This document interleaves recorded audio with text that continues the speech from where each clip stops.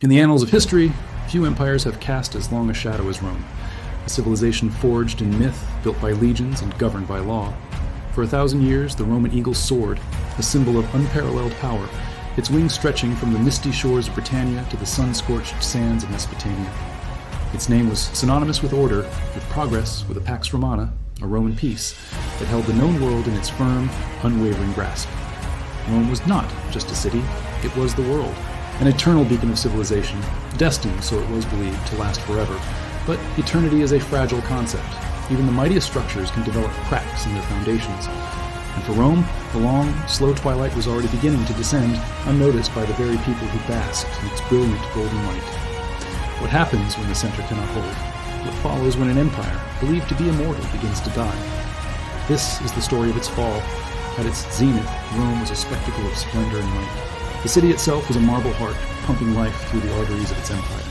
Triumphal arches pierced the sky, celebrating victories in distant lands. The Colosseum, a theater of life and death, echoed with the roars of 100,000 citizens. Legions, the iron backbone of the empire, marched with disciplined precision, their standards gleaming under the Mediterranean sun.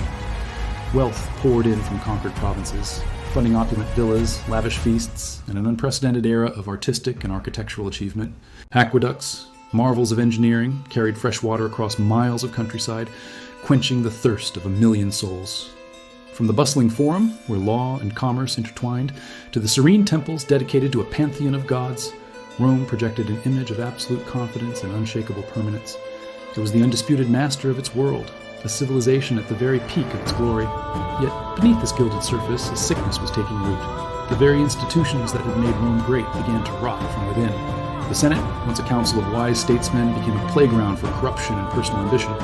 Power was bought and sold, and justice became a commodity for the wealthy. The economic engine of the empire began to sputter.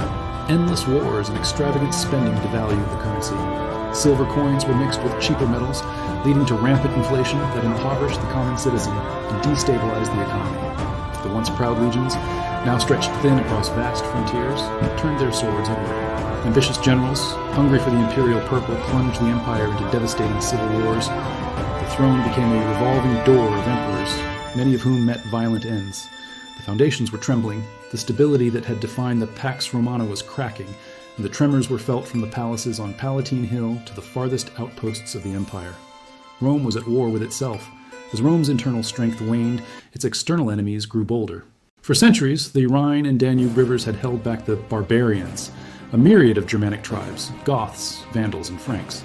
But now, pressured by climate change and the terrifying advance of a new threat from the east, they began to press upon the borders with relentless force. Then came the Huns, sweeping out of the vast Asian steppes like a storm of destruction. Their nomadic horsemen, led by the fearsome Attila, struck terror into the hearts of Goth and Roman alike. Villages burned, fields were laid to waste.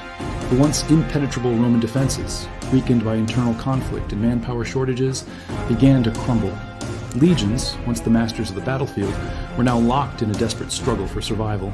The frontiers, for so long a line of defense, became a scene of constant, brutal warfare. The eagle was being swarmed, and its grip was failing. The year 410 AD marked a wound from which Rome would never truly recover. For the first time in 8 centuries, the city itself was breached. The Visigoths, led by Alaric, sacked the Eternal City, an event that sent shockwaves across the entire civilized world. The unthinkable had happened. Rome, the inviolable heart of the empire, had fallen. This catastrophic event shattered the myth of Roman invincibility.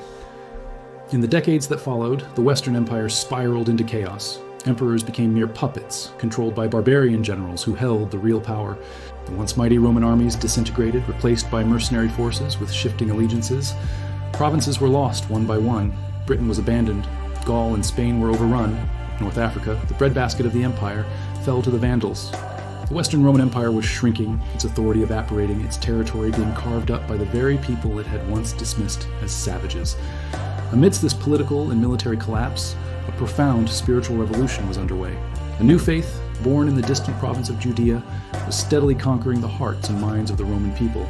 Christianity, once a persecuted sect, offered solace, hope, and a sense of community in a world filled with chaos and uncertainty. Its message of salvation and equality resonated deeply with the poor, the enslaved, and the disenfranchised. By the end of the 4th century, it had become the state religion, Crosses began to rise where pagan temples once stood. The ancient gods of Jupiter, Mars, and Venus were abandoned, their statues toppled, their rituals forgotten. This cultural shift was monumental. It altered the very identity of what it meant to be Roman, reorienting society's values away from the glory of the earthly empire and towards the promise of a heavenly kingdom. While the old world crumbled, a new one was being born from its ashes, centered not on the emperor, but on a carpenter from Galilee. The end came not with a single cataclysmic bang, but with a slow, drawn-out whimper. The year 476 AD is the date historians mark as the final fall. In that year, the last emperor of the West, a young boy ironically named Romulus Augustulus, was quietly deposed by the Germanic chieftain Odoacer. There was no great battle for the city, no heroic last stand. The imperial insignia were simply packed up and sent to the emperor in Constantinople, a quiet admission that the Western Roman Empire was no more. The great cities of the West fell into ruin, aqueducts broke, and the swamps reclaimed the land. The magnificent stone roads which had connected the empire fell into disrepair, becoming overgrown and dangerous. Knowledge was lost as libraries were burned or neglected.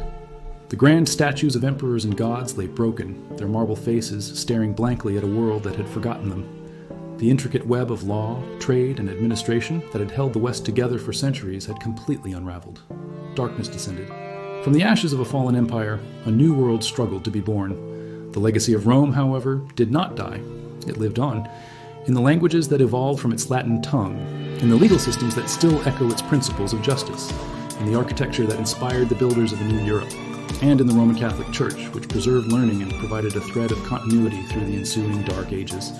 Today, as we walk through modern Rome, the past and present coexist. The ruins of the Forum stand as a silent testament to a lost glory, while the vibrant life of a modern capital buzzes around them. The story of Rome's fall is not just a tale of ruin and decay. It is a timeless and sobering reminder that no power is permanent, that even the greatest civilizations are fragile, and that the seeds of destruction are often sown at the height of greatness.